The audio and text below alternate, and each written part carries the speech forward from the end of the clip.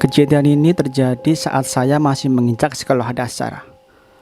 Saya lupa tahun pastinya, yang jelas saya dan keluarga baru saja pindah rumah dari yang sebelumnya tinggal di samping rumah Rombe ke tempat baru, yaitu Omah Jejer Telu. Omah Jejer Telu mungkin tidak banyak orang Jawa sekarang yang tahu maksud dari istilah ini, karena fenomena seperti ini sudah lama dan sudah langka terjadi. Bahkan mungkin sudah tidak, karena Omah Jejer Telu rupanya memiliki arti kelam yang dulu sangat dipercaya terutama bagi orang-orang tua. Omah Jejer Telu adalah dua rumah menghadap satu rumah tunggal, dan bila dilihat dari sudut atas membentuk pola segitiga. Hal inilah yang membuat orang-orang tua di tempat saya sangat menentang pembangunan rumah baru ini, karena dikhawatirkan membentuk pola segitiga yang dapat mendatangkan musibah bagi dua rumah lain. Kalau kata kakek saya, ngundang braung. Braung sendiri itu penggambaran dari makhluk hitam menyerupai genderuwo, tapi bola matanya sebesar tampah. Jadi makhluk ini lebih besar lagi, dan biasanya dia memiliki satu rumah untuk ditempati. Balik ke rumah baru, dua penghuni yang sebelumnya sebenarnya sudah menentang pembangunan ini, tapi tidak bisa berbuat apa-apa karena bagaimanapun pembangunan ini dinyatakan sah. Selidik demi selidik, pembangunan rumah baru ini rupanya untuk rumah kos dari pabrik gula. Terlibatnya pihak pabrik membangun rumah ini membuat banyak warga curiga bila pembangunan ini disengaja untuk membuat istilah Omah Jejer Telu ini terwujud. Tapi sayangnya tidak ada orang yang memiliki bukti hal ini. Lagi pula ini hanya istilah goib yang tidak dapat dibuktikan. Hal yang membuat warga semakin curiga sebenarnya adalah lokasi. Lokasi yang dipilih pihak pabrik adalah dua rumah paling tua di desa saya. Tapi sekali lagi tidak ada yang bisa membuktikan maksud dibangunnya rumah ini, karena nyatanya pembangunan tetap berlanjut. Bisa dibilang terbentuklah istilah ini dari dua rumah tua dengan satu rumah baru yang berbentuk pola segitiga. Hal ini diperparah dengan salah satu rumah tua tepat di halaman rumahnya terdapat kuburan keluarga. Konon setiap malam Jumat, satu dari dua nisan ini bisa terbang. Tapi hal ini tidak terlalu menakutkan bila dibandingkan dengan cerita-cerita selanjutnya. Cerita nisan terbang sendiri sudah banyak disaksikan oleh warga yang berjaga. Jadi bukan hal baru, tapi yang paling menakutkan justru terjadi di rumah baru ini, rumah kos ini. Saya ingat cerita ini ramai dibicarakan 1 minggu setelah batu pertama diletakkan. Malam hari terdengar dari jendela rumah Ibu Rismoyo suara wanita menangis. Ibu Rismoyo ini usianya 60-an. Beliau tinggal bertiga dengan anak dan cucunya. Di bawah atap di dalam rumah kamar beliau yang jaraknya tidak terlalu jauh dari pembangunan rumah baru. Ibu Rismoyo yakin seyakin-yakinnya mendengar suara wanita menangis. Takut dengan suara itu, Ibu Rismoyo pergi ke kamar anaknya. Saat menuju ke kamar anaknya, Ibu Rismoyo terkejut dengan suara telepon yang berdering. Waktu itu yang punya telepon bisa dibilang orang kaya, bahkan orang-orang yang sangat kaya. TV saja tidak banyak orang yang punya. Bisa dibilang Ibu Rismoyo ini orang berada. Ibu Rismoyo berhenti memandang ke atas meja tempat telepon berdering. Antara bingung dan takut, Ibu Rismoyo ragu untuk mengangkatnya. Namun ia ingat bahwa suami dan anaknya mungkin sedang menelepon, membuat wanita tua ini akhirnya memutuskan untuk mengangkatnya. Halo? Suara gemetar saat menjawab telepon. Lama menunggu Ibu Rismoyo tak juga mendengar jawaban. Beliau mengulang pertanyaan yang sama. Halo?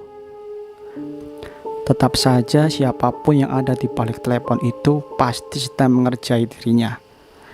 Tapi saat itu Ibu Rismoyo mau menutup telepon tersebut, suara tangisan dari wanita itu terdengar. Lirih lirih sekali sampai membuat wanita tua ini penasaran. "Halo, Mbak?" Begitulah Ibu Rismoyo bertanya. Saat itu barulah suara di ujung lain itu menjawab, "Ngapunten, kula nyuwun tolong." Kaget, Ibu Rismoyo mencoba menunggu. "Anak kula sik tas sedo, Bu. Kula nyuwun tulung, jenengan benjing sirami kembang nggih, ben anak kula esok tenang, nggak ganggu jenengan sak keluargi." Atau dalam bahasa Indonesia berarti, "Anak saya baru saja meninggal, Bu. Saya minta tolong Anda siram kuburannya dengan air bunga, biar dia bisa tenang dan tidak mengganggu keluarga Ibu." "Jenengan sinten?" tanya Ibu Rismoyo. Tapi suara di ujung telepon tak menjawab.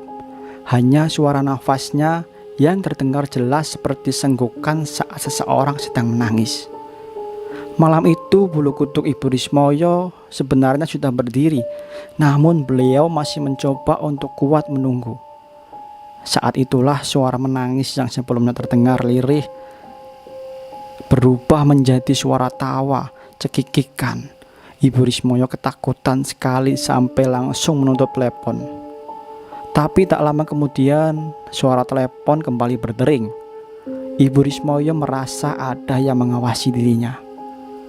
Di ruang tengah dalam kondisi lampu dimatikan, Ibu Rismoyo berdiri mematung melihat telepon yang terus-menerus berdering.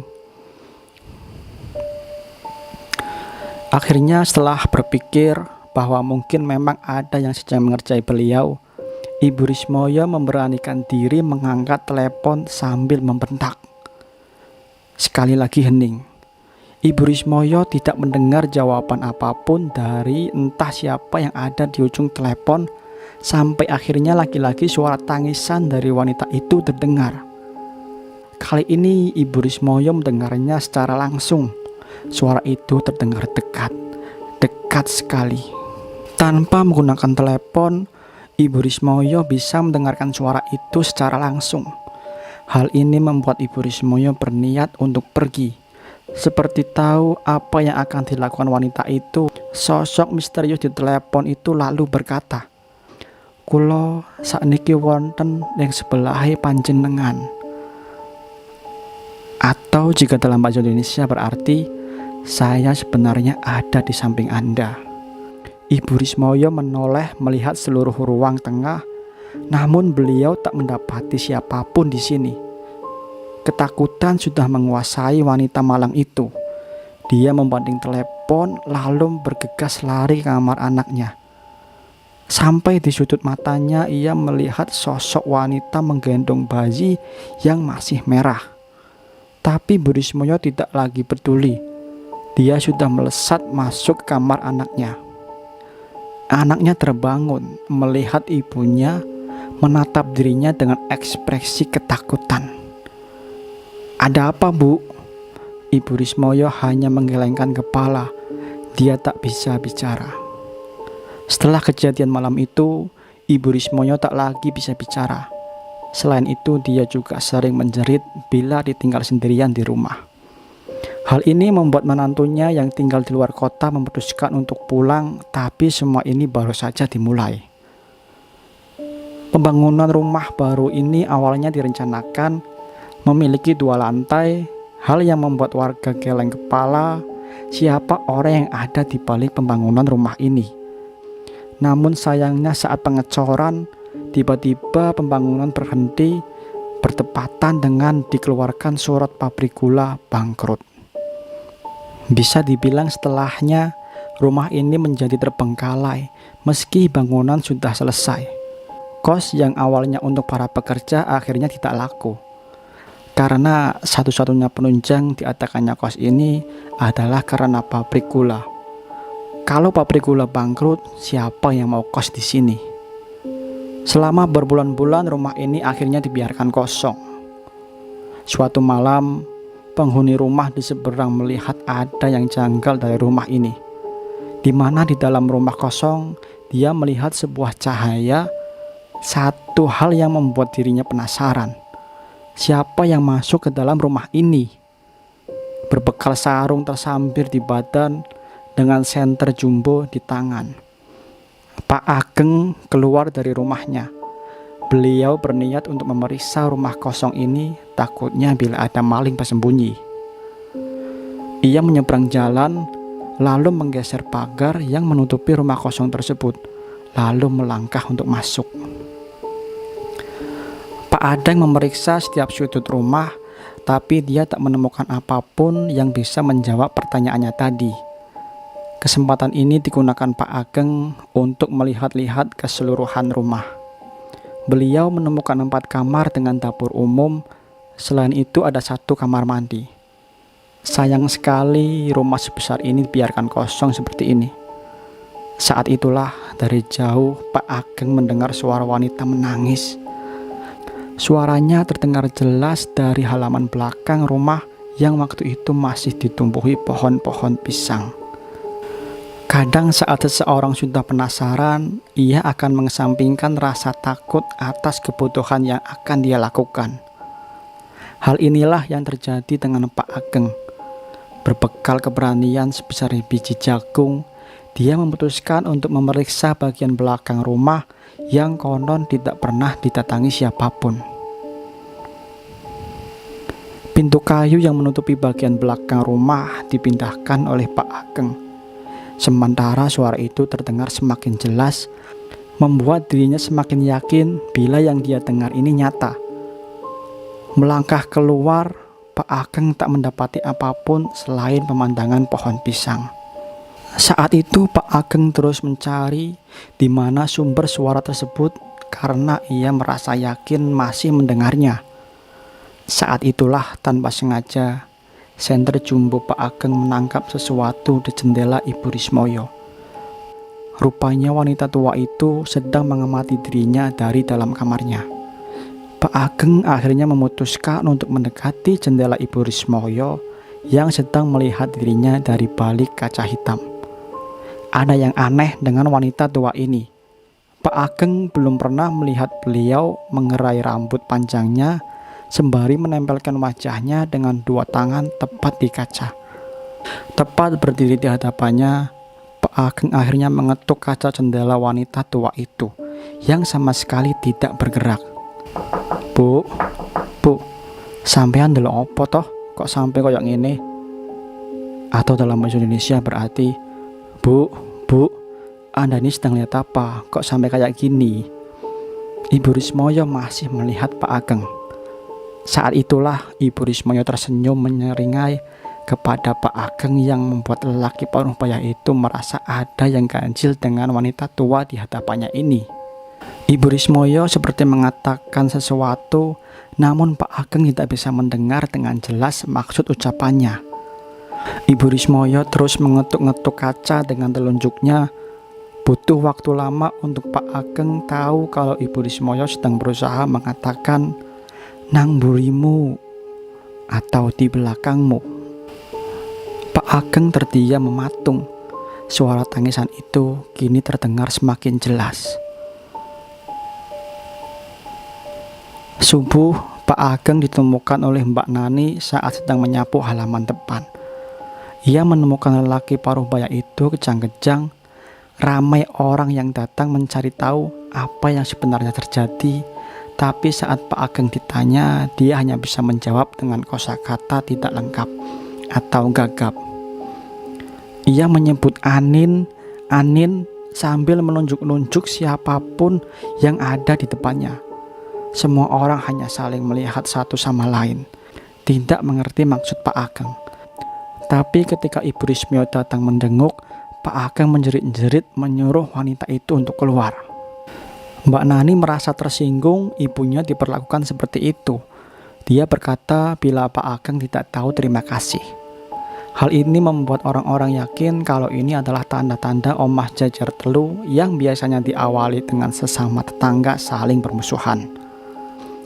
Kejadian ini terus berlanjut. Banyak warga menemukan keganjilan yang semakin aneh.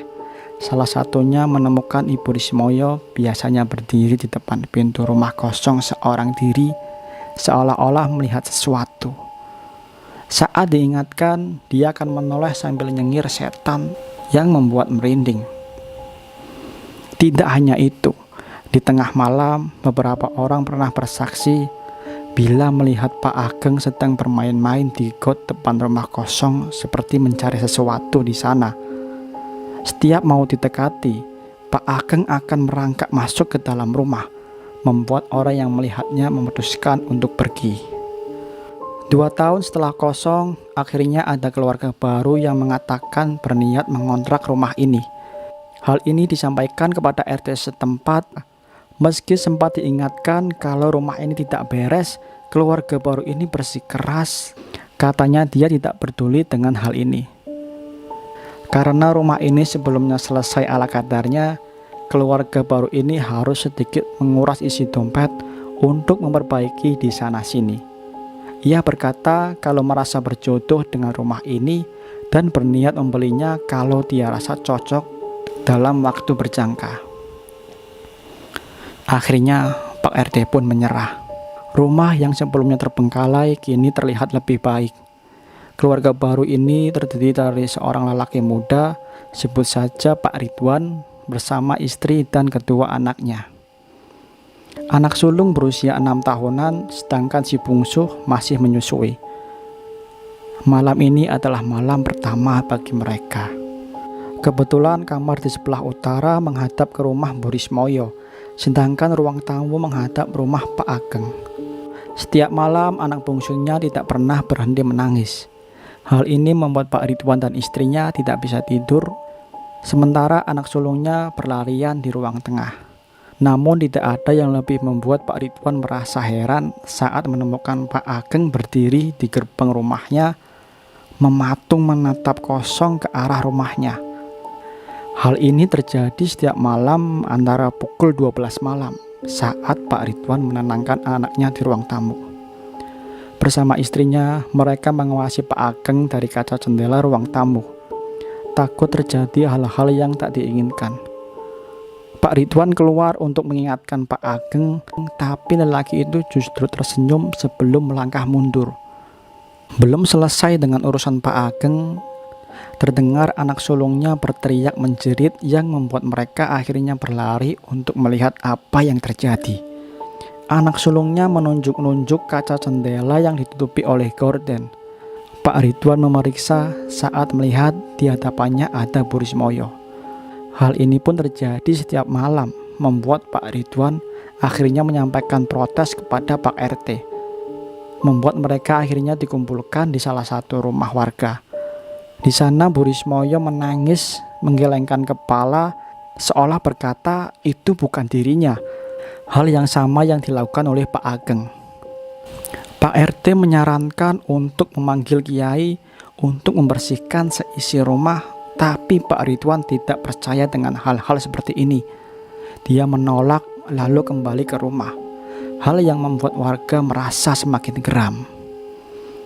Tapi ini akan menjadi penyesalan karena setelahnya kejadian itu terjadi malam itu. Kedua anaknya sedang tertidur lelap. Pak Ridwan melangkah keluar dari dalam kamar. Ia merasa tenggorokannya kering saat dia menuju ke dapur dan tiba-tiba terdengar suara seorang wanita sedang menangis. Suaranya berasal dari dalam kamar mandi. Pak Ridwan berjalan menuju ke sumber suara di mana dirinya menemukan bayangan seseorang dari bawah pintu. Ragu bila benar-benar ada orang di dalam, Pak Ridwan mendorong pintu melihat siapa yang berada di sana sebelum Pak Ridwan sadar dirinya berhalusinasi. Karena dia tak melihat siapapun ada di dalam kamar mandi. Anehnya, ia masih saja mendengar suara wanita menangis. Pak Ridwan melangkah masuk melihat isi di dalam bak mandi, namun sesekali lagi dirinya tak menemukan apapun. Saat ia berbalik, Pak Ridwan menapati istrinya menggendong si bungsu. "Dek, ngapain?" tanya Pak Ridwan. Istrinya tidak menjawab. Ia takut masuk ke dalam kamar mandi sembari bergumam seorang diri. Ia menimang-nimang si bungsu sebelum menenggelamkan tubuh anaknya ke dalam bak mandi. Salah satu hal yang membuat Pak Ridwan langsung mendorong wanita itu. Sambil memegang kepalanya, istri Pak Ridwan menjerit, menangis sekeras mungkin. Pak Ridwan merasa keheranan. Dia berteriak apa maksudnya dia melakukan hal gila tersebut. Sesaat kemudian istrinya melihat Pak Ridwan menunjuk-nunjuk Pak Ridwan sambil berkata, "Deloken anakmu." Pak Ridwan melihat si bungsu yang ada di pelukannya, dan saat itulah dia baru menyadari bahwa yang ia gendong rupanya bukan anaknya. Lebih menyerupai bayi yang terlihat seperti seonggok daging berlumuran darah. Pak Ridwan melempar benda itu dan berlari menuju ke tempat istrinya. Pak Ridwan masuk ke dalam kamar, tapi tak mendapati kehadiran istri dan kedua anaknya. Hanya kamar kosong dengan pemandangan di jendela di mana Bu Rismoyo sedang melihat dirinya. Sadar rumah ini membuat dirinya gak waras, Pak Ridwan berlari keluar rumah.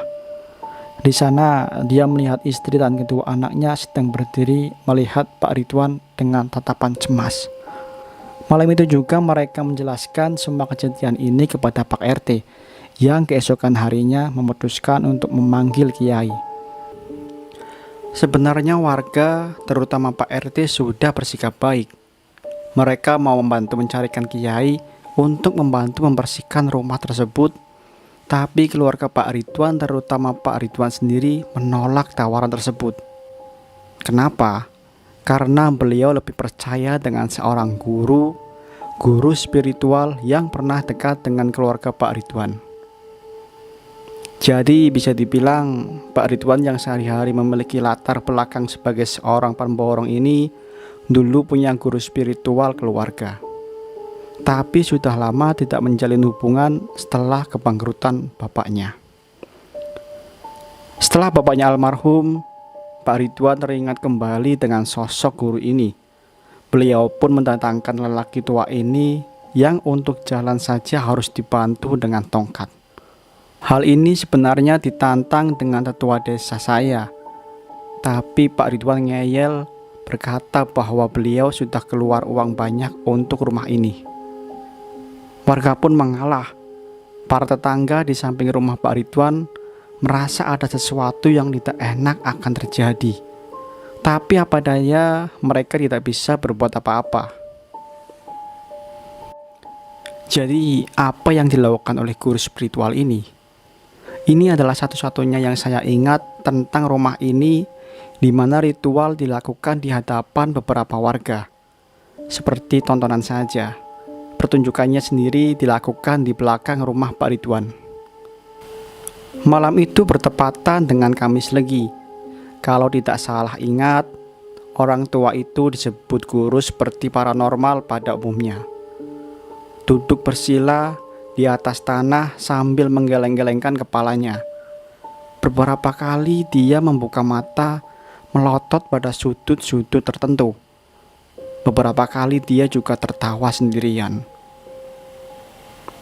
Malam yang awalnya tenang, tapi mendadak seperti ada sesuatu yang benar-benar membuat siapapun yang di sana merasa gelisah. Saya yang masih anak-anak akhirnya disuruh pulang oleh orang-orang tua. Mereka bilang hal seperti ini tidak untuk dilihat. Kalian tahu apa yang saya lihat sebelum pergi?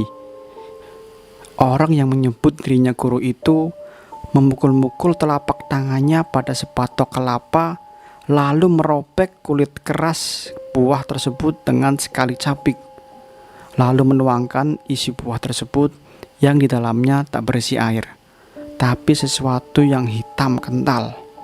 Saya yang melihat merasa mual, karena benda itu diletakkan di atas tanah. Butuh 4-5 buah kelapa sampai membentuk gumpalan yang sampai hari ini saya tidak tahu itu apa. Dia berbicara sendiri, marah-marah sendiri sambil menunjuk-nunjuk beberapa tempat. Saya yang masih penasaran sudah mencoba mencuri-curi lihat, tapi orang-orang tua waktu itu sampai harus memaksa kami untuk pulang. Jadi saya tidak tahu akhir pertunjukan itu seperti apa. Yang saya tahu adalah hasil dari pertunjukan itu yang saya dengar dari mulut anak-anak yang lebih tua. Mereka melihat sampai pertunjukan berakhir, di mana seluruh anggota keluarga Pak Ridwan diberi jimat khusus yang katanya diambil dari jantung pohon pisang. Untuk anak-anak Pak Ridwan diberi kalung berbentuk persegi 4 berwarna hitam yang disebut sebagai suwuk.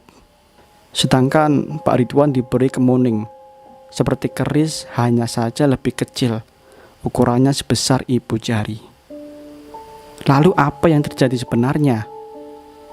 Begini, rupanya di belakang rumah tepat di kiri pondasi ditemukan sebuah kuburan tua yang digali serampangan lalu ditutup oleh semen. Saat diperiksa oleh warga atas perintah dari orang yang menyebut dirinya guru, ditemukan sebuah kuburan bayi. Hal yang ganjil dari semua ini adalah tidak ada yang tahu siapa pemilik bayi tersebut. Bayi yang dipendam di samping pondasi rumah. Pak RT saat itu sangat terkejut mendengarnya. Awalnya tidak ada yang percaya, tapi setelah dibuktikan rupanya benar. Ditemukan tulang dengan kain yang sudah tidak berbentuk. Yang menjadi masalah adalah siapa pemilik dari jasad bayi malang tersebut. Guru itu menyebut bila ada sesuatu yang mengganggu dirinya tentang pentingnya identitas penemuan ini. Dia hanya berpesan untuk menguburkan jasad ini lebih baik, lebih layak, sementara beliau mau mencari sendiri. Akhirnya kuburan itu dipindahkan ke kuburan umum desa. Tapi siapa sangka justru ini adalah awal dari semuanya. Awal dari sesuatu yang lebih berbahaya bersemayam di dalam rumah ini. Berhari-hari setelah pertunjukan si guru itu, tidak ada lagi yang terjadi. Anak-anak Pak Ridwan mengenakan suwuk mereka, sementara kemuning yang didapat Pak Ridwan disimpan di dalam lemari. Keluarga Pak Ridwan tak lagi diganggu oleh makhluk yang kadang menyerupai wujud tetangganya itu. Tapi semua ini hanya sementara saja. Karena pada malam itu, Pak Ridwan baru pulang dari luar kota. Waktu itu belum ada yang punya handphone, hanya telepon rumah. Pak Ridwan menghubungi rumah dari Waltel di samping jalan tol. Ingin mengabarkan bahwa sebentar lagi dia pulang. Pak Ridwan menekan tombol telepon rumahnya. Tak berapa lama seorang di ujung mengangkat panggilannya. Itu adalah istri Pak Ridwan. Mereka saling berbicara satu sama lain. Tapi ada yang aneh. Sayup-sayup Pak Ridwan mendengar suara lain. Suara seperti merintih menangis. Suaranya pelan sekali. Pak Ridwan bertanya, "Dek, Acung nangis?" Acung adalah si bungsu. Mendengar hal ini, istri Pak Ridwan awalnya diam saja. Dia berkata kalau si Acung sudah tertidur. Pak Ridwan lalu diam sebelum bertanya kembali, "Beneran, kok kayak ada yang menangis?" Selama perjalanan bus malam, Pak Ridwan tidak bisa duduk dengan tenang. Wajahnya terlihat resah.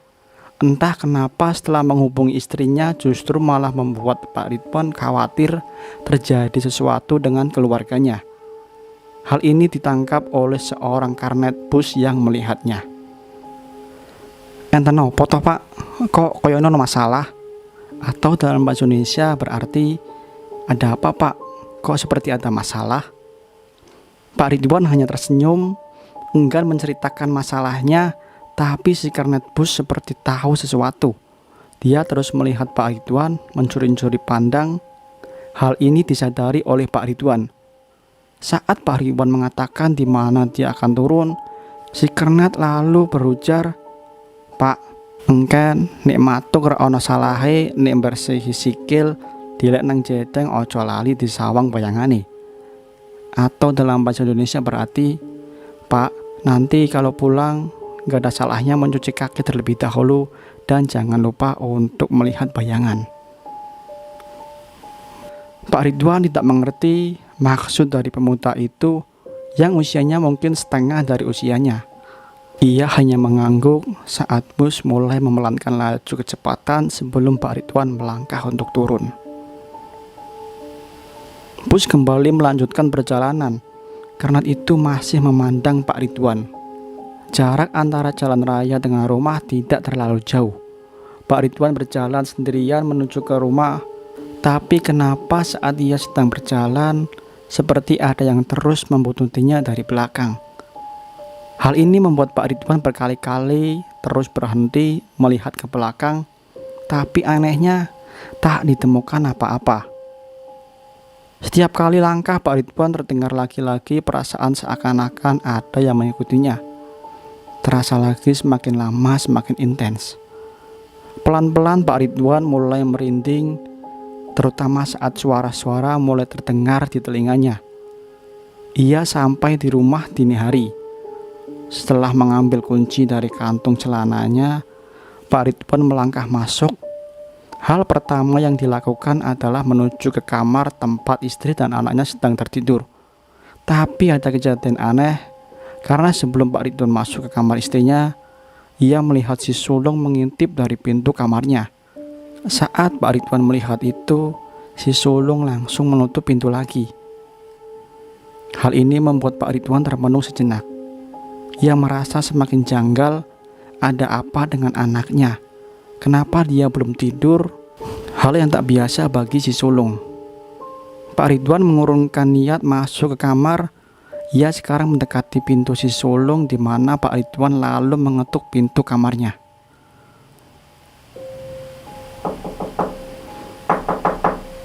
Namun tak ada jawaban dari dalam kamar. Tetapi Pak Ridwan mendengar dengan jelas di balik pintu si sulung seperti bersandar di sana. Tertawa cekikikan, Pak Ridwan mulai mengetuk pintu sembari memanggil nama anaknya. "Mbak, bukan Mbak, kok belum tidur?" teriak Pak Ridwan, tapi tak ada jawaban. Setelah mengetuk memanggil berkali-kali, akhirnya pintu kamar si sulung terbuka dengan sendirinya. Pak Ridwan melangkah masuk. Ia melihat anaknya sedang tidur dibalut selimut di atas ranjang. Pak Ridwan mendekatinya perlahan-lahan. Ia yakin bahwa apa yang baru saja dia dengar adalah suara anaknya, tapi melihat anaknya sudah tertidur lelap, lalu suara siapa yang tadi baru saja dia dengar? Pak Ridwan berdiri di samping si sulung, lalu mengusap rambutnya. Tiba-tiba dari belakang Pak Ridwan merasa sekelebat bayangan melintas, diikuti suara tawa familiar yang baru saja dia dengar. Pak Ridwan menoleh. Ia meninggalkan si sulung melihat ke belakang, namun tak ada siapapun. Pak Ridwan menutup pintu kamar. Ia baru mengingat bila belum mencuci kakinya seperti pesan kernet bus yang ia temui. Saat Pak Ridwan bersiap menuju kamar mandi, tiba-tiba dari kamarnya, istrinya bersama si bungsu melihat dirinya dengan sorot mata kosong. "Sudah pulang, Mas? Sini." Ada beberapa hal yang membuat Pak Ridwan masih diam memandang istri dan anaknya. Pertama, setelah ia hidup bersama istrinya, ia tidak pernah melihat perempuan itu menggelai rambutnya. Biasanya ia menguncirnya. Kedua, cara ia memandang anaknya terlihat ganjil dengan posisi tangannya. "Lihat apa, Mas? Sini." Ia tersenyum. Senyuman yang membuat Pak Ridwan tidak akan pernah bisa melupakannya. Ia juga mengenakan daster putih, salah satu pakaian yang jarang sekali dipakai oleh istrinya saat malam hari. Tapi Pak Ridwan tidak memikirkan hal ini lebih jauh. Saat Pak Ridwan mendekat, tiba-tiba si sulung menangis. Dengan cepat, istrinya kembali menimang-nimang sembari menenangkan. Saat itulah Pak Ridwan akhirnya berbalik menuju kamar mandi, lalu mencuci kedua kaki serta tangannya. Tapi saat ia sedang melakukan hal itu, tepat di belakangnya, Pak Ridwan melihat si sulung berdiri melihat dirinya. Hal ini membuat lelaki itu cukup terkejut. Sejak kapan si bungsu bisa berdiri? Merangkak saja dia nggak bisa. Tak lama dari belakang istrinya sedang datang tersenyum lalu berkata, "Acung pinter, Mas, isok melaku." Malam itu Pak Ridwan menimang Acung sendirian di ruang tengah. Ia ingin anak ini tidur sementara istrinya mengawasi dirinya dari atas kursi. Saat itu beberapa kali Pak Ridwan melihat ke arah kamar si sulung, di mana ia melihat gadis itu laki-laki mengintip lalu menutup pintunya lagi. Hal ini terjadi berulang-ulang kali. "Dek, itu anakmu kok nggak tidur?" "Siapa?"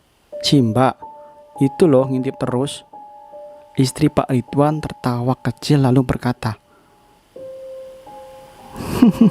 "Biarkan saja, nanti kalau lelah juga tidur sendiri."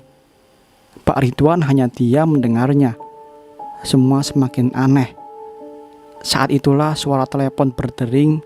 Pak Ridwan menoleh melihat istrinya yang kebetulan juga melihat dirinya. Siapa dini hari seperti ini menelepon? Pak Ridwan sembari menggendong Acung mengangkat telepon tersebut.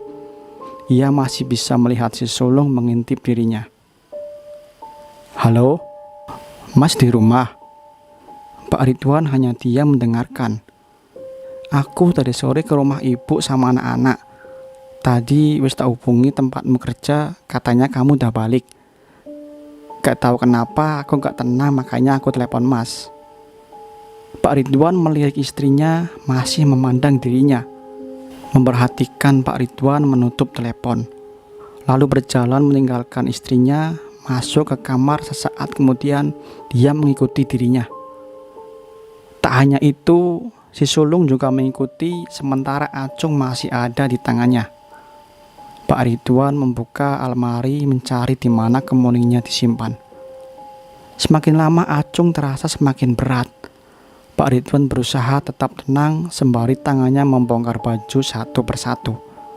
Tapi ia tak kunjung menemukan benda ini. Saat itulah dari bayangan kaca di lemari, Pak Ridwan melihat Acung anaknya rupanya menyerupai bocah kecil gundul.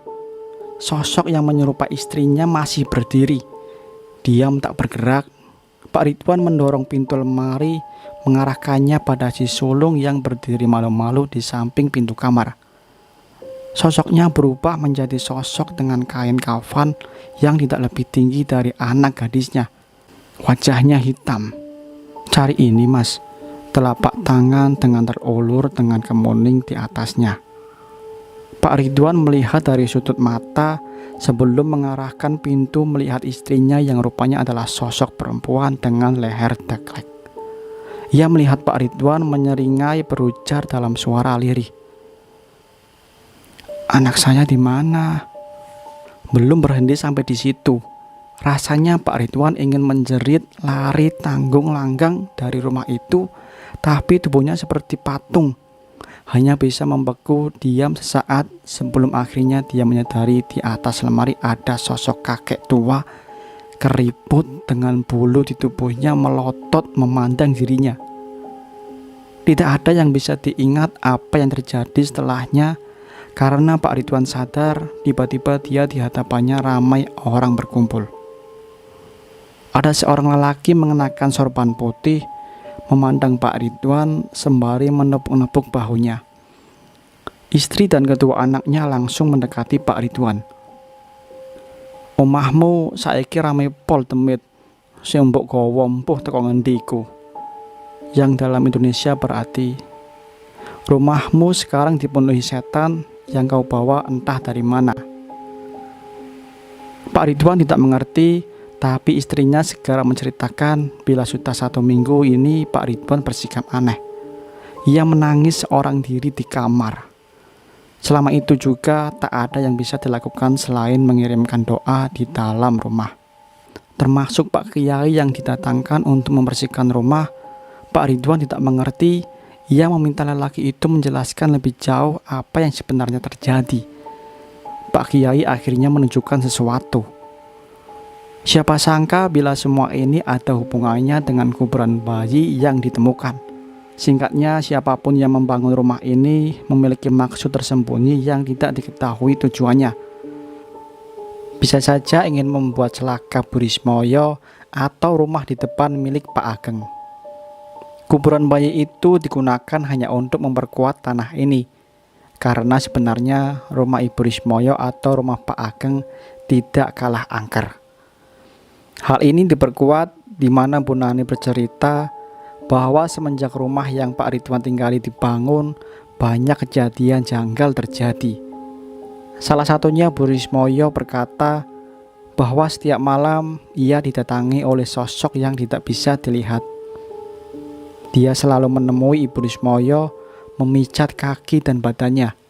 Saat Bu Rismoyo mulai membaca doa untuk mengusir makhluk itu, sosok itu tertawa mengikuti Bu Rismoyo membaca doa yang sama. Pak Ageng lebih parah lagi. Kuburan di depan rumahnya adalah milik buyut yang sudah lama ada di sana. Sejak rumah Pak Ridwan dibangun, setiap malam kamar Pak Ageng diketuk terus-menerus oleh sosok menyerupai buyutnya. Hanya saja tubuhnya dalam kondisi hancur dipenuhi daging busuk. Pak Kiai mengatakan semua itu dimulai dari kedatangan bayi yang dikubur di sini. Semenjak bayi itu dipindah, sosok yang menjaga tempat ini yang dipercaya sebagai ibu dari bayi tersebut mulai menerima semua demit mengundangnya ke tempat ini. Namun semua sudah berakhir. Pak Kiai menunjukkan botol bening kecil yang ditutup dengan kertas kuning diikat dengan akar serabut. Ia meminta izin kepada Pak Ridwan menanam benda itu di bawah pondasi rumah ini. Namun Pak Kiai melarang keras siapapun untuk menggali dan membuka penutup botol ini. Pak Ridwan tampak bingung, kenapa harus ditanam di rumahnya? Kenapa tidak di rumah Bu Rismoyo atau rumah Pak Ageng? Hal ini membuat kedua keluarga itu langsung berdiri lalu menunjuk Pak Ridwan. Sejak Pak Ridwan memanggil guru tersebut, tanpa sadar rumah ini adalah sumber masalahnya. Tapi Pak Kiai menjelaskan bahwa alasannya sebenarnya karena rumah ini yang dipilih oleh Braung untuk tinggal. Pak Kiai tidak keberatan menunjukkan kepada Pak Ridwan, namun lelaki itu menolak.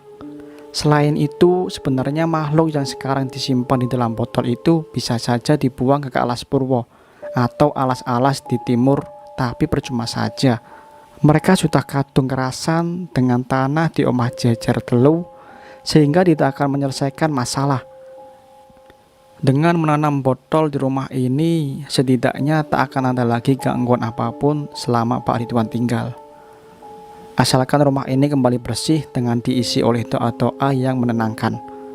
Tapi suatu minggu, kemudian Pak Ridwan bersama keluarga memutuskan pindah rumah. Hal yang mengejutkan, tapi tidak ada yang bisa melarang keputusan keluarga Ridwan. Ia sudah mengikhlaskan semua uang untuk membangun rumah ini, meski hasil akhirnya ia tak jadi membeli rumah ini. Berikutnya, rumah ini akhirnya dialihfungsikan menjadi tempat kos murah bagi anak-anak yang bekerja di pabrik kertas yang baru didirikan.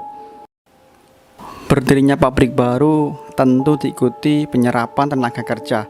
Hal ini dimanfaatkan oleh pengelola. Setelah direnovasi seadanya, bangunan ini menjadi bangunan yang cukup layak untuk ditinggali. Saat itu, beberapa rumah juga sudah dibangun, membuat fenomena Omah Jejer Telu ini tidak terlalu dikhawatirkan oleh orang-orang. Tapi, benarkah fenomena itu benar-benar lenyap?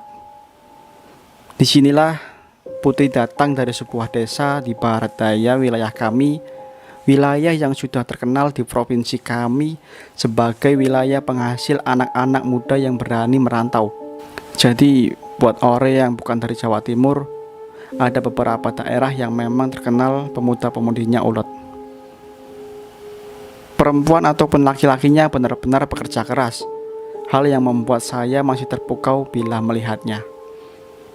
Putri diterima di pabrik kertas dengan pembagian jam kerja 3 shift. Setelah penerimaan itu, Putri mulai mencari tempat untuk dirinya tinggal selama di kota orang. Nah, saat itulah dia mendengar salah satu tempat yang menyediakan tempat tinggal. Kos Putri yang dahulu pernah dikenal oleh warga desa sebagai bangunan Omah Jejer Telu. Bagaimana semua itu dimulai? Mari kita masuk ke dalam ceritanya. Putri datang siang hari.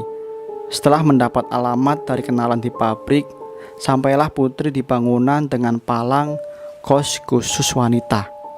Saat Putri mendekati bangunan itu, ia bersikap melihat rumah di samping bangunan kos dipenuhi oleh orang. Putri nampak penasaran melihatnya. Putri berdiri diam cukup lama di depan rumah itu, berharap ada warga yang berbaik hati memberitahunya apa yang terjadi namun tak ada warga yang memperdulikan Putri. Mereka tampak sibuk saling mendorong satu sama lain melihat isi di dalam ruang tamu.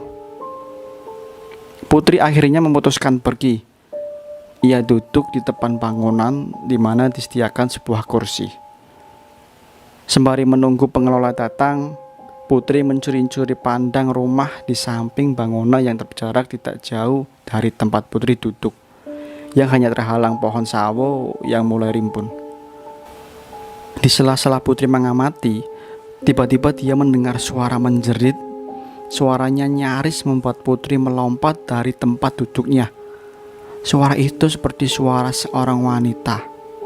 Tak tahu apa yang terjadi, warga terdengar saling berbicara satu sama lain, sampai akhirnya seseorang yang ada di dalam rumah membubarkan massa.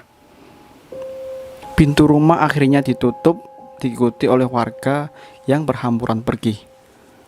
Saat itulah seorang lelaki parubaya melewati tempat Putri duduk tanpa membuang kesempatan. Karena rasa penasaran yang sudah mengusik batin Putri memberanikan diri untuk bertanya. "Ngapunten, ada apa ya Pak?" "Oh itu Mbak, Bu Rismoyo katanya ketempelan. Sudah beberapa hari ini beliau berlaku aneh terus. Dipanggilkan Kiai buat bantu. Sepertinya sudah baikan." Putri hanya mengangguk mendengarkan arti ketempelan dalam bahasa Indonesia yang berarti kerasukan. Lelaki parubaya itu pergi, dan tak lama setelah kepergian lelaki itu, pengelola datang yang adalah seorang wanita dengan sepeda kumbang. Terjadi basa-basi di antara mereka, mulai dari harga sewa sampai peraturan selama tinggal di sini, yang salah satunya adalah dilarang keluar kos kecuali shift malam. Awalnya Putri merasa ada yang janggal dari ekspresi pengelola, karena beberapa kali dia seperti menunduk saat Putri bertanya perihal peraturan. Karena tidak ada pilihan lain, Putri pun akhirnya setuju. Si pengelola mengajak masuk Putri ke dalam bangunan. Saat Putri melihat-lihat sekilas ke arah rumah tempat warga tadi berkumpul. Di jendela rumah, tepatnya di kaca tembus pandang, di antara rimbun batang daun dan pohon sawo, dia melihat seperti seorang wanita tua berambut panjang terurai melihat dirinya. Ekspresinya melotot melihat Putri. "Mbak, lihat apa? Sini masuk," kata si pengelola melambaikan tangan yang diikuti langkah kaki Putri masuk ke dalam bangunan. Di dalam sana, Putri melihat 3 kamar berjejer berukuran kecil yang semuanya menghadap ke arah selatan, sementara 2 kamar lain menghadap ke utara. Pengelola menjelaskan bila bangunan ini baru saja mengalami renovasi besar-besaran. Hal ini terlihat di mata Putri, termasuk anak tangga, di mana saat Putri bertanya tentang hal ini, pengelola menjelaskan bila pembangunan untuk lantai 2 belum selesai terkendala dana. Putri pun mengerti. Pengelola mengantarkan Putri ke kamarnya, menjelaskan bila Putri adalah penghuni keempat dari 5 kamar, yang artinya ada 1 kamar yang kosong. Sialnya, Putri mendapatkan kamar di samping kamar kosong itu, tepatnya kamar yang menghadap ke utara. Setelah menyelesaikan pembayaran dan serah terima kunci, pengelola akhirnya pamit. Ia mengatakan kalau saat ini 3 penghuni kamar yang sedang bekerja di shift pagi, jadi kemungkinan Putri untuk bertemu mereka adalah saat sore hari. Putri mengangguk, pengelola pun pergi. Di dalam kamar berukuran kecil itu, Putri meletakkan tas, memindahkan baju yang ada di dalam tas ke dalam almari kayu. Kamarnya sendiri tampak sederhana dengan pintu dan jendela persegi panjang ke atas, bertutupkan gorden untuk privasi masing-masing penghuni. Saat itulah Putri mendengar suara pintu terbuka yang berasal dari luar kamarnya. Putri mendekat ke jendela, mengintip dari balik gorden. Seorang wanita berambut panjang keluar dengan kaos berwarna hijau, di bahunya tersampir handuk. Ia berjalan dalam posisi menunduk. Dana lokasi bangunan ini sebenarnya sederhana. Ruang tengah ada di antara kamar Putri dan 3 kamar jejer, sementara di bagian timur ada sekat tembok yang dipakai sebagai dapur umum, sementara bagian selatan diberi sekat tembok. Ada 1 kamar mandi tempat perempuan itu masuk. Saat itu Putri tidak merasa curiga. Ia berpikir mungkin saja pengelola lupa dengan jadwal penghuni kos sehingga ada satu di antara mereka yang tidak bekerja, seorang yang baru saja keluar dari kamar yang ada di tengah. Meski Putri berpikir seperti itu, namun hal ini mengganggu dirinya. Putri melipat baju-baju miliknya sebelum berdiri untuk mengecek benarkah apa yang dia lihat ini, karena Putri merasa janggal dengan sikap perempuan yang dia lihat. Putri mendekati kamar mandi, di mana Putri mendengar suara air berkecimpung saat seorang menyiram dengan gayung. Seperti tahu kehadiran Putri, suara air di dalam kamar mandi tiba-tiba berhenti begitu saja, membuat Putri kebingungan cukup lama. Bagi Putri sendiri, sikapnya ini memang tidak pantas dilakukan, terlebih dirinya masih tergolong baru di tempat ini. Putri masih menunggu. Pintu tiba-tiba berderit terbuka, di mana Putri melihat perempuan itu membuka sedikit dari dalam melihat wajah Putri. Akhirnya mereka saling melihat satu sama lain. Belum terpikir bagi Putri untuk mencari alasan saat tiba-tiba perempuan itu seperti tahu apa yang Putri lakukan. Mbaknya balik saja ke kamar, nggih. Putri mengangguk, seperti tubuhnya dipaksa untuk menurut. Ia kembali ke kamar meninggalkan perempuan itu di dalam kamar mandi. Ini adalah kali pertama Putri merasa bulu kuduknya berdiri saat melihat seseorang. Putri tahu ada yang janggal dari penghuni di tengah kamar itu. Putri mengunci pintu, menyibak gorden lalu pergi tidur. Ia hanya berharap semua yang dilakukan tidak akan membuat dirinya terlibat dalam hal-hal yang paling tidak diinginkan saat dirinya jauh dari keluarga. Suara azan maghrib berkumandang. Putri tersentak dari tidurnya. Ia merasa linglung sebentar saat dari luar terdengar suara perempuan saling tertawa-tawa. Putri melangkah keluar untuk melihat. Di ruang tengah, Putri mendapati 2 perempuan sedang berbicara satu sama lain. Terjadi jeda di antara mereka. Loh, ada yang isi kamar ini toh? Maaf ya mbak, kita nggak tahu kalau di dalam kamar ada orangnya. Disitulah Putri akhirnya berkenalan dengan penghuni kos. Di sini sebut saja mereka Dita dan Anggi. Meski baru sebentar, Putri langsung bisa akrab dengan mereka. Mungkin mereka berasal dari daerah yang sama. Begitu juga kesamaan nasib mereka sebagai perantau. Saat itulah keheningan tiba-tiba terasa saat dari tengah kamar Putri melihat perempuan itu melangkah keluar. Putri hanya diam memandang perempuan itu yang melihat Putri dengan sorot mata menyelidik. Lin, sini, ini ada Mbak Putri, dia dari kota samping kotamu.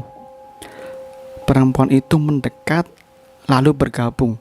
Saat itulah Putri mengatakannya, saya sudah ketemu Mbak ini kok tadi siang. Mendengar hal itu, wajah Anggi dan Dita saling melihat satu sama lain dengan ekspresi bingung. Bertemu gimana? Perempuan itu hanya melihat Putri menunggu dia menjawab. Ya bertemu mbak, tadi di sini. Hening. 3 perempuan itu melihat Putri dengan sorot mata semakin bingung. Putri mencoba menjelaskan, namun Anggi berkata kalau Elin satu shift. Jadi tidak ada lagi yang di dalam rumah, begitu juga Dita. Putri awalnya berkeyakinan keras kalau dia tidak salah lihat.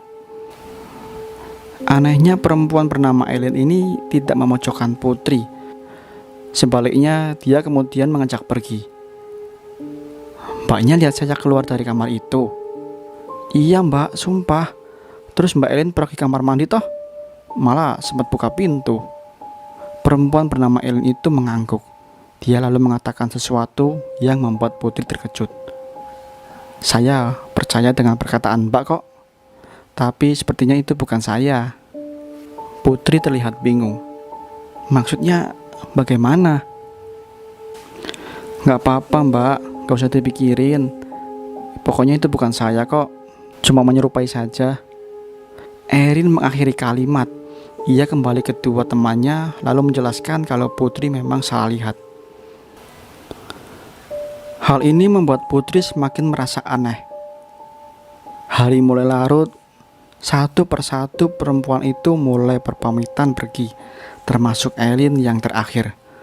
Sebelum ia masuk ke kamar Elin, lalu berkata kepada Putri, "Saya mau tidur dulu ya Mbak." Putri mengangguk, ia bersiap pergi juga. Tapi aneh, Elin melihat Putri dengan ekspresi mengibah. "Mbak Putri, kalau saya tidur, biasanya saya lelap sekali. Suara apapun gak bisa ngebangunin saya, kecuali suara subuh nggih." Meskipun terdengar aneh cara berbicara perempuan ini, Putri hanya mengangguk-angguk saja. Putri pun masuk ke kamar. Putri sudah mematikan lampu di kamarnya. Ia bergegas naik ke atap dipan. Jam di atas meja menjadi satu-satunya suara yang Putri dengar. Matanya mulai mengantuk perlahan-lahan saat lagi-lagi akibat pintu kayu dengan engsel berkarat membuat suara ketika pintu terbuka terdengar keras. Awalnya Putri hanya terbangun sesaat, lalu ia kembali mencoba tidur, namun suara pintu terbuka kembali terdengar seperti sengaja diperdengarkan.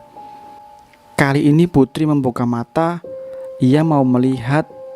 Dengan langkah kaki perlahan, Putri membuka gorden saat di kaca jendela. Ia melihat Elin. Putri hanya mengamati perempuan itu yang dari tadi membuka tutup pintu. Tidak ada yang dia lakukan kecuali hal itu. Hal ini terus-menerus dilakukan oleh Elin, seakan-akan dia sengaja melakukan hal ini. Sampai akhirnya dia melihat ke tempat Putri yang sedang mengintip. Putri tersentak. Ia segera menyibak tirai lalu merunduk bersembunyi di bawah jendela. Putri cukup terkejut melihat ini, seperti perempuan itu tahu bila dirinya sedang diamati. Anehnya, setelah itu Putri tak lagi mendengar suara pintu. Hening, perlahan-lahan Putri kembali mencoba mengintip. Putri melihat Elin yang masih berdiri di muka pintu kamarnya, melihat lurus ke arah jendela tempat Putri mengamati. Dengan wajah kosong, Elin tersenyum, lalu seolah-olah memberikan gestur menutup mulut Elin melangkah mundur. Masuk ke dalam kamar miliknya, lalu pintu tertutup. Hal ganjil ini terus terjadi, bahkan saat Elin shift malam bersama yang lain, terkadang Putri mendengar suara-suara aneh di dalam kamar Elin. Menyerupai suara tertawa, namun nadanya ringkih. Sialnya dari semua penghuni di sini, Putri harus menanggungnya seorang diri. Perlahan-lahan, karena mulai terbiasa, Putri tak lagi merasa takut. Ditambah Elin terkadang memberikan pesan, meski tidak secara langsung, seperti mencuci kaki sebelum tidur, sampai berdoa setelah naik di atas dipan. Sampai hari itu terjadi saat pulang shift malam, Putri melihat seorang wanita tua berdiri di depan pagar pintu kos miliknya. Putri seperti pernah melihat wajah wanita tua itu. Ia benar-benar terasa familiar. "Nduk, nek awakmu jek diganggu mbek kodame cah iku, gelem tak duduhi carane ben gak ono sing ganggu meneh," kata si wanita tua. Namun Putri tak menggubris dan ia masuk melewati wanita tua itu. Putri membasuh kakinya, kemudian berjalan ke kamar. Saat dirinya berpapasan dengan Anggi, wajahnya terlihat kebingungan, terutama saat melihat Putri. "Ono apa to, Nggi?" Anggi yang mungkin sudah tidak sanggup menahan, lalu berkata kepada Putri, "Aku oleh nginep kamarmu, Rak." Malam itu Anggi menginap di kamar Putri. Ada hal yang menarik perhatian Putri adalah tangan Anggi yang tentrum. Putri tidak bisa menahan diri lalu bertanya, "Ono apa Nggi asline?" Anggi melihat Putri dengan sorot ketakutan. Ia lalu duduk menunjuk kamar Elin. "Aku takut sama Elin." "Kenapa toh Elin?" tanya Putri. "Kemarin aku bertengkar sama dia. Biasalah kerja terus ada masalah. Terus anak itu kayak kesal sama aku, gak diajak bicara sama sekali. Terus pas itu aku lagi tidur, tiba-tiba dia ngeder-ngeder pintu. Waktu itu kamu shift malam. Terus Dita gak pulang, aku cuma sama Elin. Takut asli aku, sampai sekarang aku gak bisa lupa suaranya. Suara opo? Ya suara Elin. Putri tidak mengerti, ia menunggu Anggi menceritakannya lebih jelas. Elin teriak-teriak, tapi suaranya beda. Suaranya tinggi melengking, terus bilang kalau dia bakalan buat musibah sama aku. Sumpah aku gak berani buka. Dia terus ngintipin aku di kaca yang aku tutup pakai gorden sampai pagi. Putri terdiam, ia tak bicara apapun. Ya sudah, besok kalian balikan aja. Kerja tuh buat cari duit, bukan cari musuh. Anggi mengangguk. Putri tak lagi membahas hal ini karena keesokan paginya ia melihat Anggi dan Elin sudah berbaikan. Mereka saling berbicara satu sama lain lagi, tapi siapa sangka bila suatu hal terjadi. Malam itu saat Putri melewati rumah tetangganya, lagi-lagi Putri bertemu dengan wanita tua itu. Duk, mrene. Wanita tua itu melambaikan tangannya di dekat pohon sawo sembari menahan tubuhnya yang bungkuk. Putri awalnya ingin melewatinya saja, tapi cara wanita tua itu melihat membuat Putri merinding, sehingga tanpa sadar Putri akhirnya menuruti perkataan wanita tua itu. Kodame cah iku asline jahat, Nduk. Nek ambek awakmu paling mek usil tok. Mampiro nang kamare kancamu. Deloken dhewe. Terus mene putusno ya apa enake. Pok mbok umbarno. Wanita tua itu tertawa lalu berjalan masuk ke dalam rumah. Ia melihat Putri menyeringai sembari mengangguk. Tiba-tiba Putri merasa firasat yang buruk. Putri sudah berdiri di pintu kamarnya, berniat masuk setelah mencuci kaki. Saat dia melihat kamar Anggi, di mana lampu kamarnya masih menyala, Putri pun mendekati kamar Anggi. Tapi tiba-tiba dari kamar Elin, gorden jendelanya terbuka, di mana wajah Elin muncul melotot melihat Putri. Begitupun kamar Anggi dibuka. Putri melihat temannya meringkuk di sudut dipan. Putri mendekati, bertanya apa yang terjadi, tapi Anggi lalu mendorong-dorong tubuh Putri saat dia menyentuhnya. Anggi terus berkata, "Ampun Lin, ampun!" teriak Anggi terus-menerus. Saat itu Putri baru menyadari ada yang tidak beres. Saat itu juga Putri mendorong pintu kamar Elin. Perempuan itu melangkah keluar dengan ekspresi bingung. Putri menarik tangan Elin, membawanya masuk ke dalam kamar Anggi. Saat itu Putri menceritakan apa yang terjadi. Elin bersumpah dirinya tidak pernah menggentar pintu Anggi. Ia memang terlibat masalah berdua, tapi Elin mengaku dirinya tidak pernah merasa dendam sedikit pun. Putri akhirnya mengatakan bahwa dirinya tahu bila dia memiliki sesuatu dari pendahulunya. Dan saat itulah Elin mengaku. Elin bersumpah dirinya tidak pernah menggedor pintu Anggi. Dia memang terlibat masalah berdua, tapi Elin mengaku dirinya tidak merasa dendam sedikit pun. Putri akhirnya mengatakan bahwa dirinya tahu bila dia memiliki sesuatu dari pendahulunya. Saat itulah Elin mengaku memang ada, tapi dia gak sampai mencelakai. Aku sendiri bersumpah, apa pernah dia sampai bikin kamu sakit? Putri lalu menggeleng. Aku kalau bisa buang pasti aku buang, tapi aku gak bisa. Bapakku sendiri yang bilang gak usah dibuang karena ini bawaan lahir. Malam itu Putri dan Elin akhirnya tinggal di kamar Anggi, menjaganya sampai Putri ingat dengan pesan tetangga. Wanita tua itu bisa membantu dirinya. Keesokan pagi, Putri bertemu di rumah wanita tua itu. Seseorang wanita paruh baya yang membukakan pintu. Ia melihat Putri menyelidik. Putri memperkenalkan diri serta niatnya bertemu ke rumah ini. Awalnya wanita tua itu merasa curiga karena tiba-tiba ada seorang yang ingin bertemu ibunya yang sedang berbaring sakit Namun karena niatnya baik, sehingga wanita yang memperkenalkan dirinya dengan nama Mbak Ninik itu akhirnya mau mengantarkan Putri bertemu dengan Ibu Rismoyo, satu-satunya wanita tua yang ada di dalam rumah ini. Putri kaget bukan main melihat wanita tua itu berbaring di atas tabin dengan tubuh kurus kering. Putri tak memperhatikan tubuhnya karena wanita itu ditutupi oleh kain sewek. Saat melihat Putri, wanita itu tiba-tiba bereaksi, "Mrene nduk." Mbak Nani lalu melangkah pergi menuju ke dapur. Saat hanya berdua dengan Putri di dalam kamar, tiba-tiba Bu Rismoyo meminta Putri menutup pintu lalu menguncinya. Meski ini terdengar aneh, namun Putri melakukannya.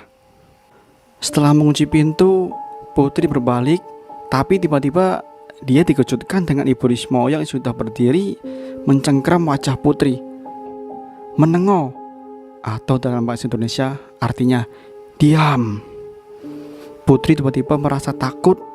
Ia begitu terkejut wanita tua itu melakukan hal ini. Ibu Rismoyo lalu menutup jendela kamar. "Ojo sampai kau dame cah iku krungu nduk," kata Bu Rismoyo berbisik. "Awakmu mrene njaluk tolong toh?" Putri pun mengangguk. "Ngene carane, malam Jumat nang pinggir jeding kamarmu ana tekel nomor 1. Iku bongkaren kok jerone ana botol isine kertas. Jupuken kertase terus bukaken. Wacawan sing banter, kawan gak bakalan dijarak maneh ambek kodamiku. Omahiku bakalan aman tentrem." Yang dalam bahasa Indonesia berarti begini caranya. Malam Jumat nanti di sebelah kamar mandi ada keramik nomor 1. Bongkar isinya, di dalamnya ada sebuah botol berisi kertas. Ambil lalu buka dan baca yang keras. Kamu dan temanmu tidak akan lagi diganggu oleh kodam anak itu. Rumah itu akan menjadi aman tentram. Ibu Rismoyo menyeringai sebelum kembali ke atas dipan. Tiba-tiba Mbak Nini mengetuk pintu, membuat Putri terlonjak terkejut dibuatnya. Putri pun segera membukakan pintu. Mbak Nanik terlihat murka. Untuk apa Putri mengunci pintu ditambah jendela juga, sehingga kamar ini kekurangan cahaya. Namun Putri berdalih bila Ibu Rismoyo yang menyuruh dirinya, bahkan dia sempat berdiri di sini dengan dirinya. Mbak Nanik melihat Putri dengan wajah curiga. "Mana mungkin, Ibu sudah gak bisa jalan setahun ini." Putri yang mendengar hal itu mengatakan bila dirinya pulang kerja shift malam, dia sering melihat Bu Rismoyo berkeliaran. Namun Mbak Nanik justru berkata bila Putri berbohong. Putri pun pergi dengan perasaan bingung. Sudah 2 hari Anggi mengajukan surat cuti. Dia memilih pulang seperti saran yang diberikan Putri tempo hari. Dita dan Elin berpamitan karena malam Jumat ini mereka mendapatkan giliran shift malam. Setelah mereka pergi, Putri meraih linggis yang disembunyikan pagi ini. Mencari letak di mana Bu Rismoyo memberitahunya. Ia pernah mendengar mungkin saja ini adalah akar masalahnya.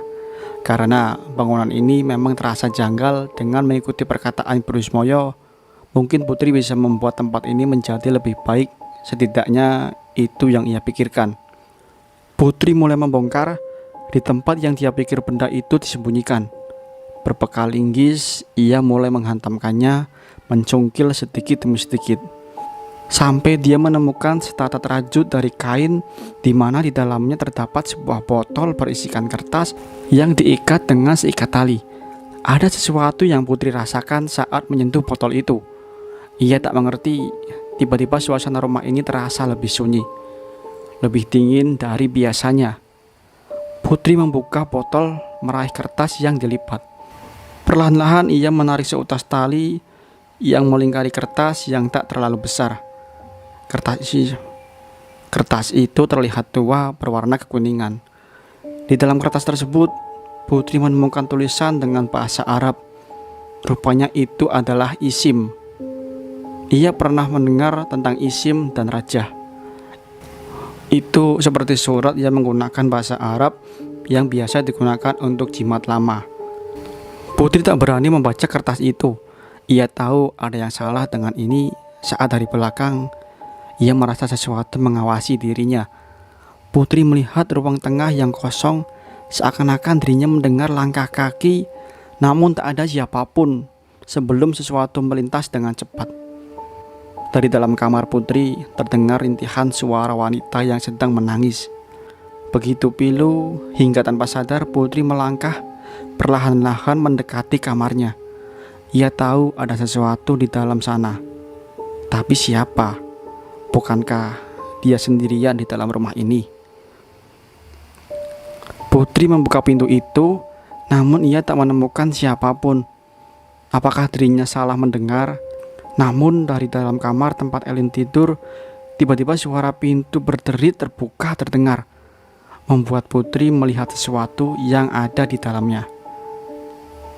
Sesuatu yang berdiri di dalamnya. Kegelapan kamar melihat dirinya.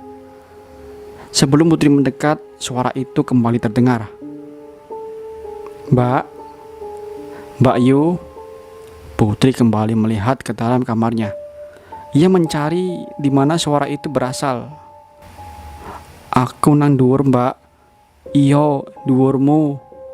Putri mengangkat kepalanya. Saat di atas ia melihat wajah wanita melihat Putri. Melihat dengan mata yang melotot.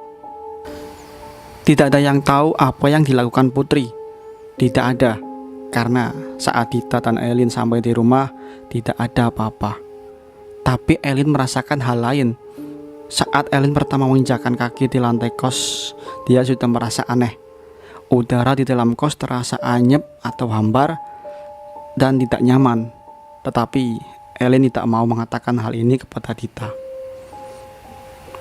Karena takut Dita salah persepsi dengan apa yang Elin rasakan. Namun sepertinya tak lama bagi Dita untuk menyadari keanehan ini, karena saat mereka menuju ke kamar masing-masing, di ruang tengah mereka menemukan Putri.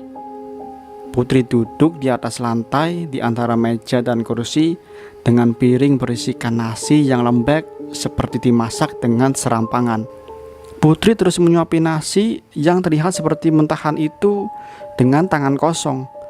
Dita dan Elin merasa mual saat melihat Putri. Dita yang terkejut lalu bertanya kepada Putri, tapi perempuan itu tidak menjawab sama sekali. Elin akhirnya berjongkok mengambil piring itu dari hadapan Putri. Reaksi perempuan itu adalah melotot, memandang Elin dengan sorot meremehkan. Elin pun merinding saat Putri memandanginya. Elin meninggalkan Putri, sementara Dita yang tidak tahu apa-apa lalu masuk ke dalam kamar, mengunci pintu. Disitulah Elin menemukan keramik seperti tercongkel, tapi Elin tidak berpikir apa-apa. Dia meletakkan piring lalu kembali ke kamar. Putri sudah tidak ada di ruang tengah. Elin melangkah masuk ke dalam kamar, mengunci pintu, tapi perasaannya tidak tenang. Ia memandangi kamar Putri dari jendela. Gelap sekali, meski hari belum siang, tapi belum pernah Elin merasa segelap ini di dalam kamar Putri. Elin masih belum tahu apa yang terjadi dengan temannya. Sampai akhirnya ia baru saja menyadari di samping kamar Putri tepatnya kamar kosong yang belum ada penghuninya. Tepatnya di gorden ada wajah seorang kakek tua memandangi Elin. Sontak perempuan itu berkilah dan menutup rapat-rapat jendela. Elin mulai sadar di dalam kos ini berbeda. Setelah shift malam, Elin berniat istirahat sebentar. Dia melangkah ke atas ranjang. Saat tubuhnya menempel tepat di atas dipan, Elin langsung merasakan bahwa dirinya tak lagi sendirian di tempat ini. Dari celah pintu almari seperti ada yang mengawasi dirinya. Elin mulai merasa cemas. Elin ingat petuah bapak. Manusia itu sensitif, tapi tidak bisa semua memaksimalkan kesensitivitasan itu. Saat seorang sendirian, tapi merasa bahwa ada yang mengawasi, hal ini benar adanya. Artinya, tak jauh dari orang tersebut, sebenarnya sesuatu sedang mengintai. Elin membongkar isi tasnya. Ia mencari di mana terakhir menyimpan benda itu. Semakin lama, suasana di dalam kamar semakin intens. Terasa penuh, namun udaranya begitu hampa. Sangat tidak menyenangkan untuk ditinggali. Setelah Eileen mencari membongkar tumpukan pakaian, akhirnya ia menemukan benda itu. Tasbih yang dibuat dari biji salak. Eileen segera bersikir di atas dipan tempatnya duduk. Membaca ayat menenangkan dirinya. Setidaknya itu yang Eileen harapkan. Namun belum berhasil Eileen menenangkan diri, pintu yang sudah dikunci tiba-tiba terbuka dengan sendiri. Eileen berhenti sebentar. Namun jari jemarinya masih memutar tasbih biji salak. Saat itulah tidak ada angin. Pintu yang terbuka menutup lagi, namun menimbulkan suara berdembam yang sangat keras. Hal ini disusul dengan jeritan suara dari kamar Putri. Eileen hanya bisa tercengang mendengarnya. Eileen pergi keluar. Di sana dia melihat Dita sudah berganti pakaian. Mereka saling berpandangan satu sama lain sebelum yakin menuju ke kamar Putri. Dita berjalan di belakang Eileen yang perlahan-lahan mendorong pintu. Di sana mereka melihat Putri yang sedang tidur. Mereka yakin mendengar suara Putri menjerit, namun nyatanya perempuan ini sedang tertidur lelap. Aneh, karena tidak ada orang lain yang ada di dalam sini, kecuali mereka bertiga. Saat itulah Putri membuka mata lalu duduk di atas dipan. Putri menunduk dengan rambut berantakan. Eileen akhirnya yakin setelah sebelumnya dirinya hanya merasa curiga. Yang pertama Eileen lakukan adalah mendekati Putri perlahan-lahan lalu menepuk bahunya. "Asmane sinten?" Putri tak langsung menjawab. Ia hanya menyeringai. Dita melihat ke arah dua temannya dengan wajah yang bingung. "Bapak pernah bilang setan tidak akan berbohong saat ditanya." Mereka menyesatkan namun menghindari sebuah kebohongan, begitu juga dengan apa yang Eileen lihat saat ini. Putri tidak menjawab pertanyaannya. Ia menghindari pertanyaan itu dengan tertawa cekikikan. Membuat Eileen merasa ngeri. Eileen menyuruh Dita mengambilkan air putih. Saat Dita pergi mengambil air putih, Putri melihat Eileen. "Ojo mau ulangi meneh yo, sing mbok lakokno iku ora ana gunane." Yang dalam bahasa Indonesia berarti jangan diulangi lagi ya, yang kamu lakukan itu tidak berguna. Dita kembali dengan segelas air yang diambil oleh Eileen. Eileen meminumkan air putih itu kepada Putri, lalu perempuan itu tiba-tiba menjadi tenang. Ia kembali tidur. Eileen lalu pergi keluar. Dita sudah siap dengan banyak pertanyaan saat Eileen mendekati kamar kosong itu. Ia mencium aroma kembang yang menyengat dari kamar itu. Eileen berusaha melihat apa yang ada di dalam sana, namun tertutup oleh gorden. Dengan perasaan tidak tenang, Dita lalu bertanya kepada Eileen, "Putri kerasukan?" Eileen menjelaskan, di belakang Putri ada perempuan, rambutnya panjang menjilati rambutnya Putri. Dita hanya menggeleng tak percaya. Ada batasan saat manusia tanpa sengaja melihat makhluk seperti itu adalah saat dua-duanya sedang sial.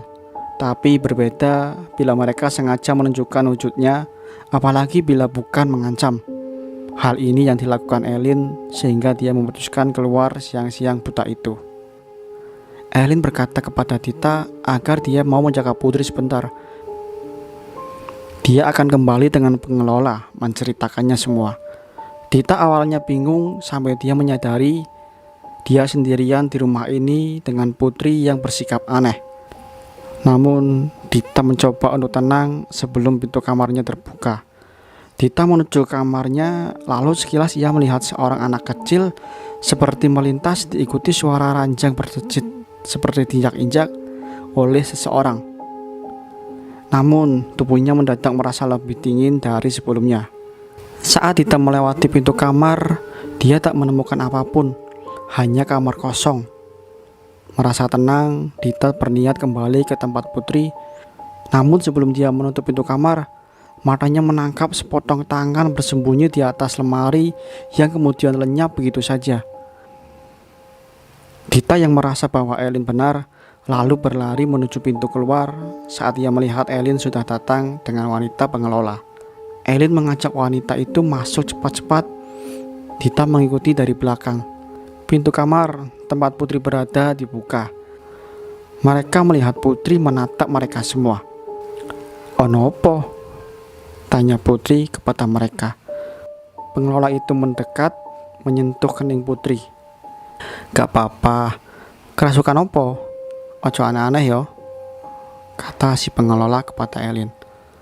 Putri berniat turun dari ranjang, namun tubuhnya hampir saja kehilangan keseimbangan. Pengelola mengatakan kepada Elin, bila Putri hanya sakit biasa, gak ada hubungannya dengan apa yang Elin katakan. Meski tidak yakin, Elin tidak dapat berkata apa-apa. Dita pun memilih hanya diam, menemani Putri di kamar.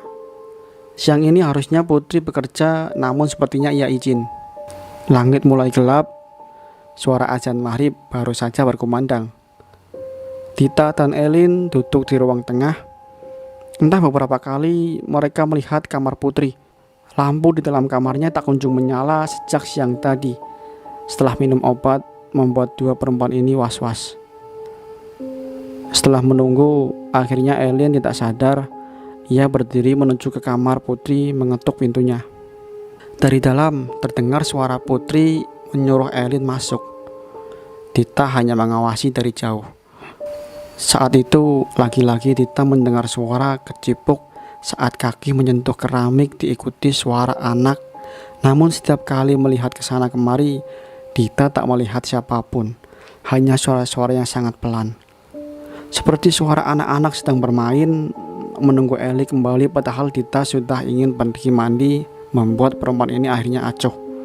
Ia berjalan menuju kamar mandi seorang diri. Dita sudah menutup pintu kamar mandi. Suara air yang keluar dari pancuran adalah satu-satunya suara yang Dita dengar. Kamar mandinya kecil dengan satu bak plastik besar. Di atas tembok ada balok untuk ventilasi, di mana Dita bisa melihat daun pohon pisang. Malam ini angin berhembus masuk. Gayung berisi air perlahan membasuh kepala Dita hingga badan. Airnya segar namun beraroma anyir. Namun Dita tak menemukan keanehan apapun selain air bening yang keluar dari pancuran. Dita menggosok tubuhnya dengan sabun saat suara orang menangis tiba-tiba terdengar di telinganya. Suaranya pelan, nyaris tak terdengar. Arahnya dari balik tembok.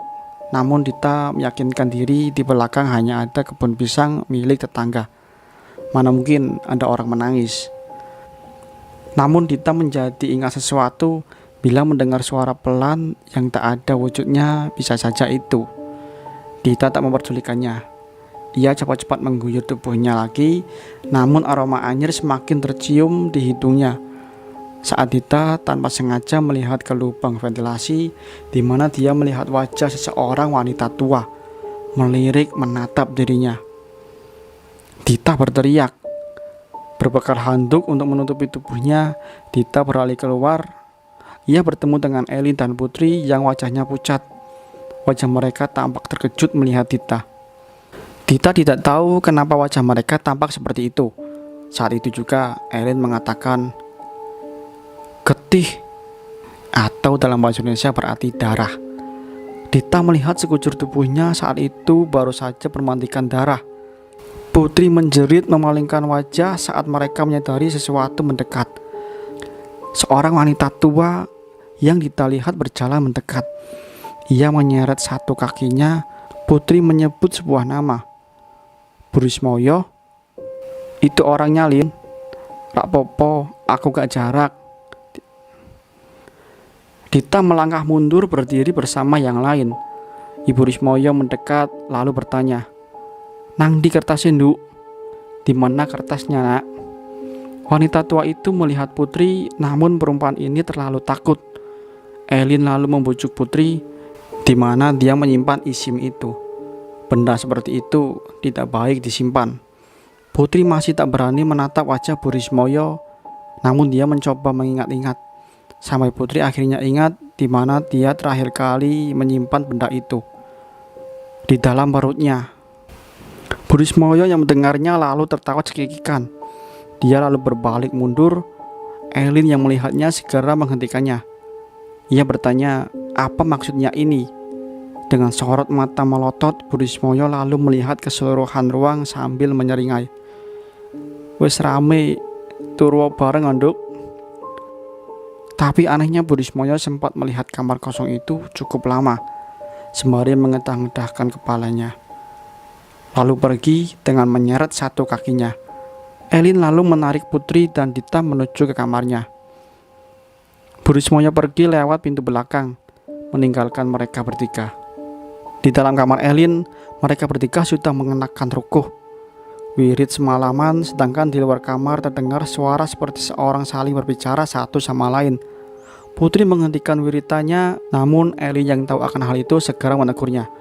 Ia bilang, cuma malam ini. Malam semakin larut, suara orang sudah menjadi suara benda-benda yang berjatuhan. Elin bilang, untuk tak ada satupun dari mereka untuk membuka mata, karena setelah ini gangguannya semakin berat. Putri serta Dita hanya mengangguk. Hanya Elin yang melanjutkan. Namun Putri goyah. Ia mendengar bisikan dari seorang wanita yang meminta tolong. Lembut sekali suaranya. Ia memohon agar Putri membantu dirinya. Udara sangat dingin. Elin saja belum pernah semerinding ini. Putri semakin lama mulai penasaran. Suara siapa yang berbisik di telinganya? Orang Jawa mengenal dengan nama jelayatan yang berarti singgah. Hal ini yang Elin lakukan. Mereka bertiga singgah untuk pamit. Elin membawa Putri dan Dita untuk masuk ke dunia mereka sebelum pergi, lalu menutup semuanya, sehingga mereka tak lagi sama-sama melihat. Namun Putri tidak kembali. Putri melihat langit-langit. Pandangan matanya kosong. Hal ini terjadi bahkan Elin menepuk pipinya berulang-ulang kali. Saat itu terjadi, Dita tak lagi merasakan suasana mengalihkan itu lagi, seakan lenyap. Hanya Putri seorang yang menjadi aneh. Semalaman mereka tidak tidur, menjaga Putri. Pagi ini Elin berniat mau kembali ke pengelola. Saat dia melangkah keluar pintu, saat itulah Pak RT datang dengan seorang lelaki tua berpakaian putih. Melihat Elin sembari menggelengkan kepala. Putri digendong Pak RT. Ia dibawa ke kamar Burismoyo. Sementara orang berpakaian putih itu berbicara dengan Mbak Nani yang seperti marah-marah. Elin melihat Burismoyo, melihat anak-anak perempuan itu dengan ekspresi datar berbeda sekali dengan saat malam itu. Setelah terjadi dialog, orang itu pergi masuk ke kamar Burismoyo bersama Putri yang hanya bisa bengong saja. Elin dan yang lain menunggu di luar. Sesuatu sedang dilakukan. Cukup lama, hampir seharian, saat lelaki itu keluar untuk memarahi Elin. Gak semua orang bisa kayak gitu. Bila jadi kamu lebih baik pergi ke kos teman cuma semalam saja, daripada nekat kayak begitu. Untung temanmu gak sampai hilang. Elin tahu apa yang dilakukan itu beresiko. Namun saat itu kepalanya sudah buntu. Ia terpaksa melakukannya. Lelaki itu menunjukkan isim raja yang entah bagaimana bisa keluar dari perut Putri. Rupanya lelaki itu dulu memang sengaja menanam di dalam rumah itu, hanya untuk memancing badur dari anak si ibu yang bersemayam di tubuh Burismoyo. Sekarang tak ada lagi yang perlu dikhawatirkan. Ibu dan anak sudah diikat. Rumah itu masih ada penghuninya, namun tak seusil apa yang dipegang lelaki itu. Lelaki itu juga mengatakan bahwa mereka sudah bisa kembali menempati rumah itu. Hanya saja satu kamar yang tidak boleh dibuka, kamar kosong itu. Elin bertanya perihal isi di dalam kamar kosong itu. Si lelaki tak keberatan menjawab, itu adalah kamar beraung saat tempat ini masih menjadi omah jejer telu. Tidak bisa diusir, tidak mengganggu asal tidak diganggu. Lelaki itu akan menjelaskan hal ini sama pengelola. Lelaki itu juga menjelaskan kepada Putri setelah dia siuman. Namun seperti yang Dita katakan, ada tempat kos lain yang lebih dekat dengan pabrik kertas, sehingga mereka bertiga akhirnya sepakat tetap pindah. Hal ini diceritakan dari mulut ke mulut. Menjadi semacam cerita di desa saya. Namun sebelum mengakhiri cerita ini, saya akan beritahukan bahwa rumah itu masih ditinggali dan masih menjadi tempat kos yang ramai walaupun sempat sepi. Karena sepeninggalannya 3 perempuan itu. Dan satu perempuan kembali, namanya Anggi. Anggi menjadi satu-satunya perempuan yang tidak tahu akan hal ini.